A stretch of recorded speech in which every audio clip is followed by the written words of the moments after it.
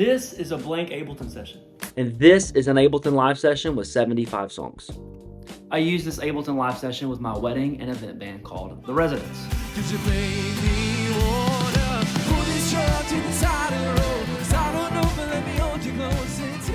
This session runs seamlessly enough that I never have to touch it when I'm playing drums and music directing for the band, but it's flexible enough that we can change song order on the fly, loop sections as we need to, and just in general have a bunch of flexibility so we're not stuck to one thing all the time.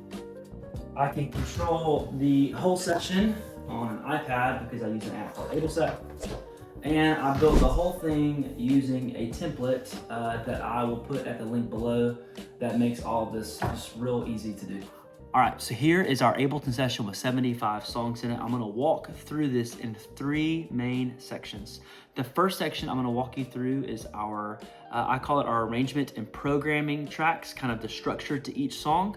The second section I'm gonna walk through is our audio routing and how we do that for maximum flexibility and efficiency so it's not killing our computer. And then the third thing I'm gonna talk to us about is how we use a set list managing app to control all of this, let us rearrange song order and loop sections of songs. After that, at the very end, I am gonna give you one final piece to the puzzle that allows me to use my computer at my house like this with my headphones, make tweaks, edit things, and then take it to a gig and not have to change any of our audio routing. So make sure you stick to the end. Let's dig into the section.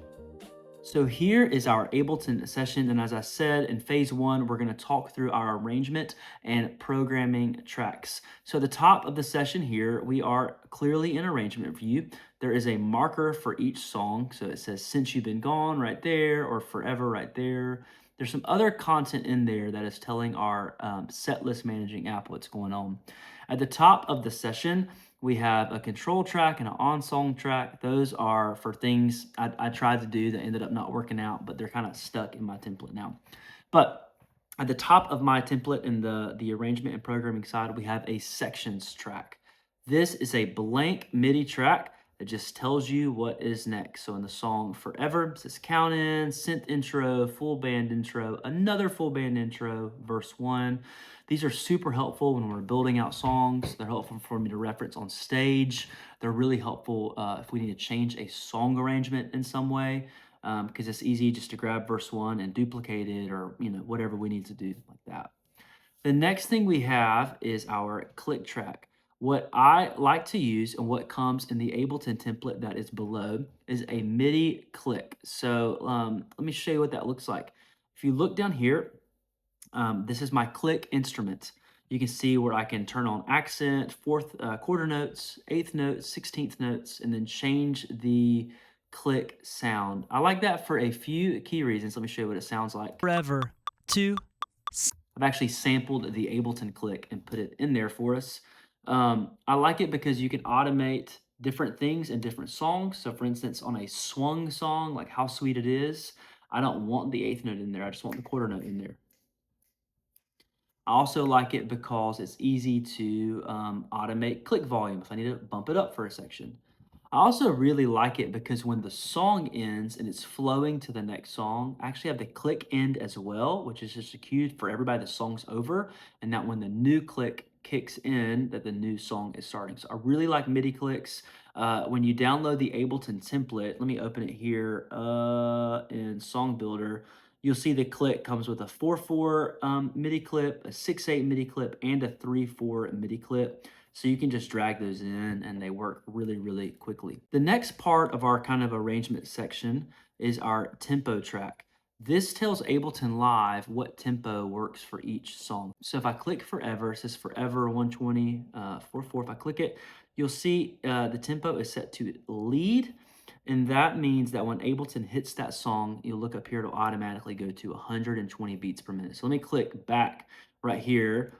You'll see it's at 131 when I'm playing Since You've Been Gone. But if I play Forever, it immediately starts it at 120. So in the Ableton template, that tempo track is blank. And then you can type in the BPM to be whatever you need it to be. All right. Next, I include a track called Original Track. This is where you can just dump the original track for the song. I think it's helpful for rehearsals. It is off by default. The next part of our arrangement and programming section is our guide track. Similar to the click, I use a MIDI guide player, meaning I have an Ableton drum rack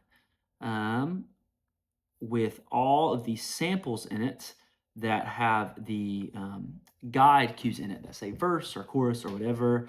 I have it EQ'd slightly, and then I even have it limited a little bit just to make sure everything is really nice and level. And then as it goes, you'll see, like it says full band, there's our count off, there's a verse. And I like that for a few reasons. One, the audio consistency is really, really nice because it's the same instrument. So every song sounds exactly the same. I love it for flexibility. If we need to change the section, it's really easy to fix that on the fly. And then I also like it when you're building songs out. So if you come in here into the Ultimate Ableton template, you go to Song Builder, and then you go to Guide. You'll see all of these clips are pre-built in for you. So you can just drag the MIDI clips in and they automatically work. So it's super fast. The next track is called Guide plus Loop Guide. This is something with our setlist managing app I'll get into in a little bit. But ultimately, it allows us to loop song sections and it play the correct guide cue. The two final sections we have in our kind of arrangement section is an audio track called MDQs. This is where you can record your own voice, and I have here doing something like this. Forever. 2. Synth now. I don't have that on every song, but I do have it on a good bit of our songs where you can add song intros or chord cues or anything like that.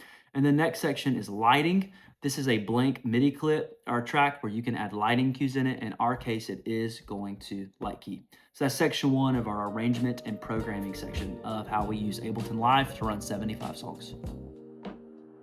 Okay, so let's look at section 2, which is our audio routing portion of this, show you how we handle audio routing, again, to make it really flexible gig to gig as we're going to different pieces of equipment. So if you scroll down, every song is in a group. I want to look at Levitating by Dua Lipa. I think it's got a lot of tracks in it, so it'll help us. So you'll see here, there is my song Levitating. I can ungroup it and you'll see all the audio tracks right here. Got percussion, synth pads, synth bass, background vocals, and bass, so bass guitar. So it's a lot to route. And let me go to session view now to show you how we're routing those things. Okay, great. So here we are. I'm actually routing everything through buses in Ableton Live. Let me show you how I do it first, and then I'll tell you why I do it. So you put the tracks in, you group them together, and you make sure that the audio too on the individual tracks is only going to Levitating. That's really important. They have to all be going to Levitating. You see it right there. And the most important, you have to make sure the Levitating group is going to sends only. You have to make sure it's going to sends only. And then you just route things where they need to go. So for me, A is percussion, C is kind of, I call it hooks, which is things that need to poke out more than other stuff in tracks. B is synths and pads. In this case, I'm sending synth bass to it because that's just where I want it to go. And then background vocals are going to D, and then bass guitar is going to E. We've rarely used that, but there's been a few kind of freak examples where we need a bass guitar, so it goes there. And then you'll see if I play some of the song, this highlights blue. So that is how I do that. Let me tell you why I do that. I do it for a few key reasons. One, it allows this fader on Levitating to act like a master fader just for that song. So if I pull this fader down, it will actually more or less gain down that entire track. So it helps me level out my tracks across 75 songs. The other thing I really like is it allows me to quickly change output routing if I needed to. So for instance, sometimes I like all of our percussion to come out of a separate output. Well, I could just change this here and not have to change it across multiple percussion tracks in our session. I also like that as these group of tracks, like one song is ending, another song's starting, it allows for basically automatic crossfades without me having to build in the fades. They just overlap one another. And so, yeah, I love using this bus routing because it allows me to gain down overall songs when I need to. It allows me to change routing really quickly when I need to, and it more or less creates automatic crossfades for me when songs transition. All right, let's go to our last section before we get to our final kind of reveal of the video. Let me show you how I control all of this through a setlist managing app called AbleSet. Okay, so the third thing I want to show you is how we manage all of this with a setlist control app called AbleSet. This is what AbleSet looks like. You can open this in an iPad, a Mac, a PC, an iPhone, really anything, which is awesome. At its simplest, it lets me click a song like Levitating and hit play and stop it. It lets me do a lot of other cool things too though. So for instance, I can hit this edit button and I can rearrange the order of any song. I can take a song out of the set list. I can have the song auto stop when it's done. I can create and save new set list inside of it. And then probably my favorite feature is you can have a section loop of a song. So like, let's look at Lovely Day. It's supposed to go count in, intro, and then verse. So right at the end of this intro section, you would expect it to say verse. But if I click Lovely Day, hit play. Intro, 2. It's going to count us intro in. 2, 3, 4. If I hit the loop button, when it gets to the end of this intro section, it's going to say intro again instead of saying verse. So we'll wait for it here. There's some tracks coming in. It's going to say intro right here. Intro, 2. Intro, 2, 3, 4. And it loops again. And now when I disable the loop, so I just disable the loop, when it gets right here, it will say verse.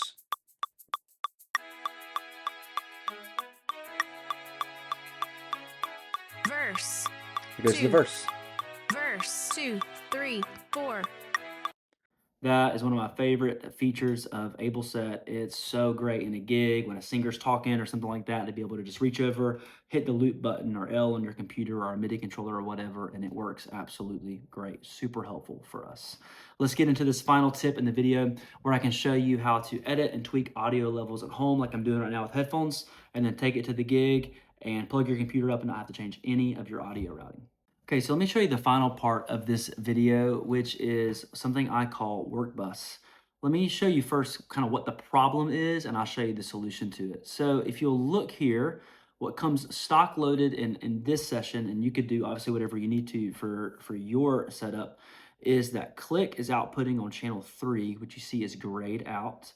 Guide and MD guide are all outputting on channel 4, which again are grayed out, and then everything else is outputting through 1 and 2, and bass is outputting through channel 5, which is grayed out. Well, I don't want to have to change that every time I get to a gig to be able to monitor what I'm working on. So to solve that, on the far right, I have something called Work Bus, which is currently enabled, and I'm sending everything to Work Bus. So click is going to Work Bus, guide tracks and DQs is going to Work Bus. All of these buses, it's kind of like Inception, are going to Work Bus. So now when Work Bus is on, and bass, let's turn bass on too so we can hear it. Let's go back to Lovely Day, if I can find it. You'll hear everything. So you hear bass, you'll hear track, you'll hear guide, all those things. Let's listen.